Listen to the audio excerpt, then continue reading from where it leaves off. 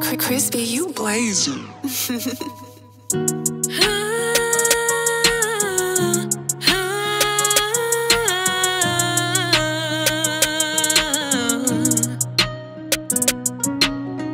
Колко лесно и приятно ще е просто така да те погледна и да кажа: хайде, дай ми ръка. Си казах всеки път, когато ме размажеш, и напук на всичките да им разкажеш. Знам и двамата направили сме грешки, но любовта не е любов като за всеки.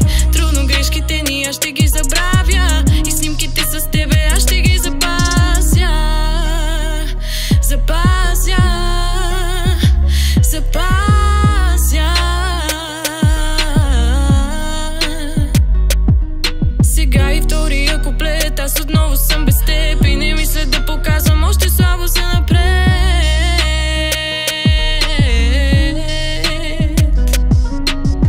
Просто трябваше да вярвам, че на всеки ще се случи, и преди това да се получи. Явно аз била съм доста и наивна, че като стане вечер исках да отпина. Но знаеш, вече трудно ще и се размине, да се усмихнем и да викаме по име.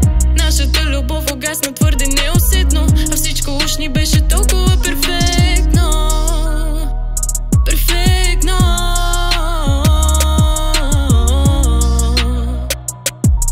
Перфектно, перфектно. Перфектно.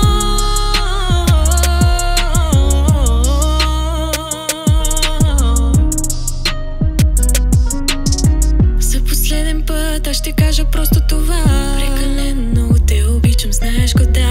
Просто искам всеки миг да съм до твоята ръка и да хвана така, сякаш сме във вечността. Трудно е да се опише и с думи колко много ще ми липсваш, въпреки грешки безумни. А как да мисля по-различно? Все едно върша нещо толкова неприлично. Толкова неприлично.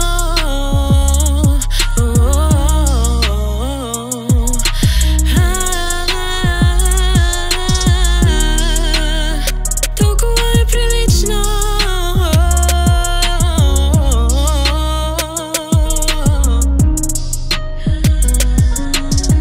Исках просто да запазим само това, да запазим просто това, което трябваше, което трябваше, което трябваше. Исках просто да запазим само това.